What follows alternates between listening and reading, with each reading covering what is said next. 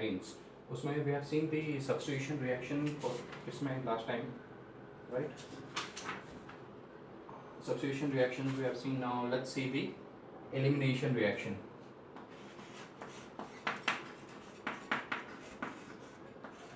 Elimination reaction में क्या होगा? एलिमिनेशन रिएक्शन मतलब एलिमिनेट कर देना. एलिमिनेट करना बोले तो क्या करना? निकाल देना. तो इसमें नॉर्मली व्हेनेवर अभी we are doing alkyl halides, ठीक है. अल्काइल हैलाइड्स बोले तो आपका क्या होगा? RX, right. This is your alkyl halides. अब इसमें एलिमिनेशन बोले तो क्या हो जाएगा? एलिमिनेशन बोले तो इसमें से आपका ये X गायब हो जाएगा एक तो, राइट, हैलाइड, और इसमें से एक R आपका और गायब हो जाएगा. सॉरी, इसमें से एक H गायब हो जाएगा. तो लेट्स सी एन एग्जांपल जिसमें से आपको ये समझ में आएगा क्या है. नाउ सिंपल रिएक्शन इज, अच्छा एक और चीज़,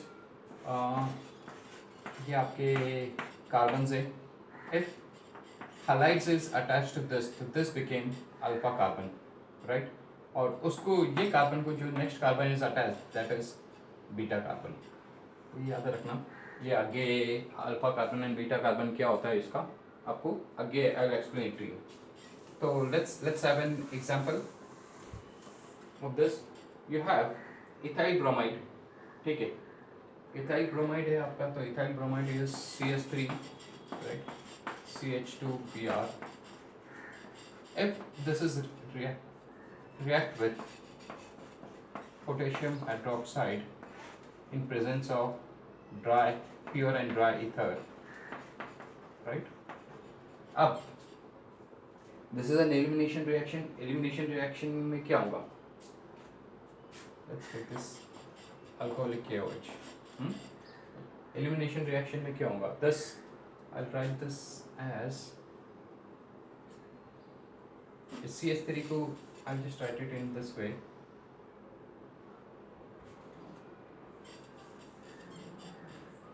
ethyl bromide का CH3 हम I'll write it in this way, H. Elimination reaction में क्या होगा आपका? ये H निकल जाएगा, ये Br निकलेंगे, एलिमिनेट हो जाएंगे. Clear?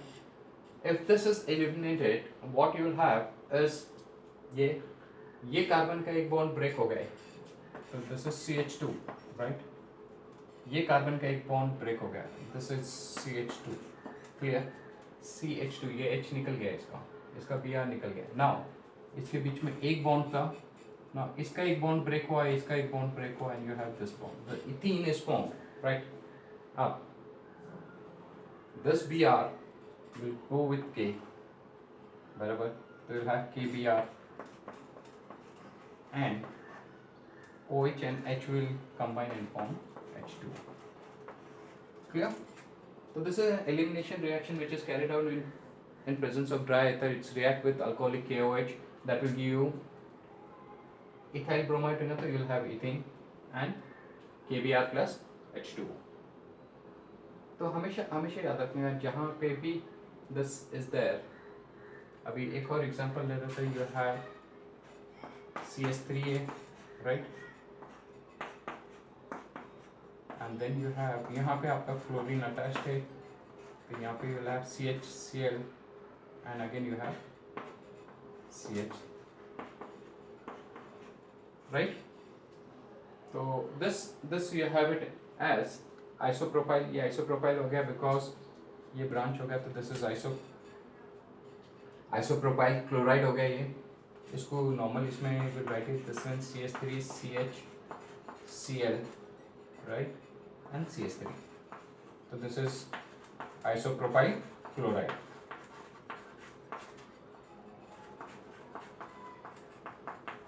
Same reaction will happen. This will react with alcoholic KOH that is carried out in presence of dry ether. The reaction is carried out in presence of dry ether. Right? What happened? Either ये दो break हो जाएगा या this will break. It will be same. First carbon and second carbon को होगा. If you take it from this end, this is the first carbon. This, but याद रखना, this is alpha. Right? This is alpha carbon. ये break हो गया तो bond यहाँ पे आ जाएगा. If this is break, bond वहाँ पे आ जाएगा. तो you will have the same thing, CH3 CH double bond,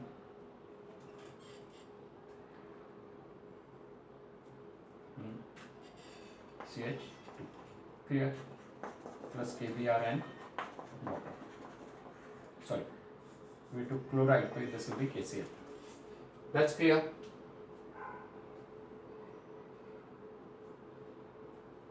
same reaction होगा. अभी इसमें टर्शियरी भी रहा तो you'll have the same product सब जगह, that is carried out in presence of.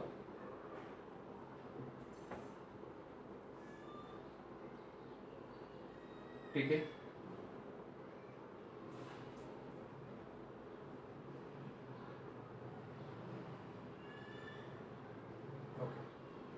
ठीक है.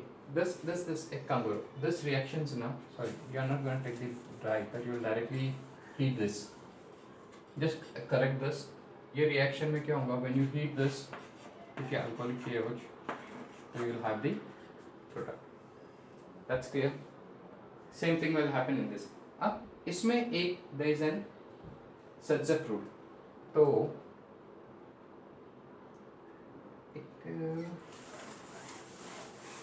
अल्फा कार्बन और बीटा कार्बन का, तो you'll understand this in 2-bromobutane. अब 2-bromobutane यानी you have 4 carbons, right?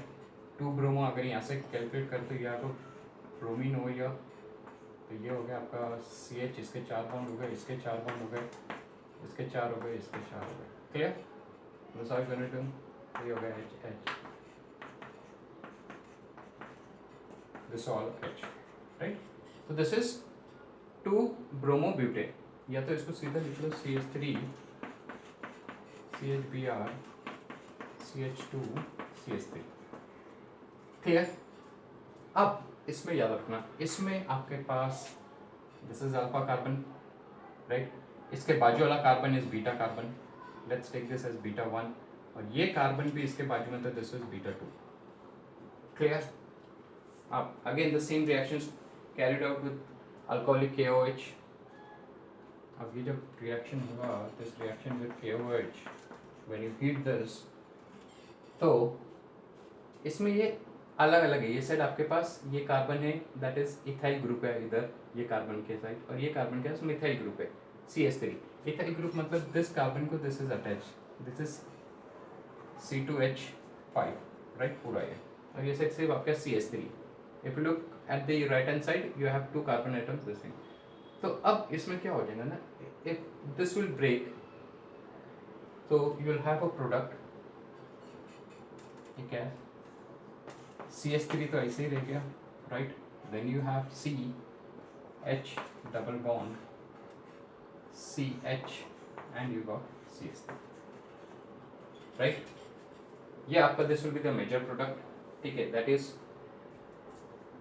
Butene है, डबल बॉन्ड है तो 4 कार्बन है, ब्यूटीन हो जाएगा, right? But it is on the second carbon, तो राइट ब्यूटीन 2N. तो this will be major product. 80% आपका ये आ जाएगा, राइट?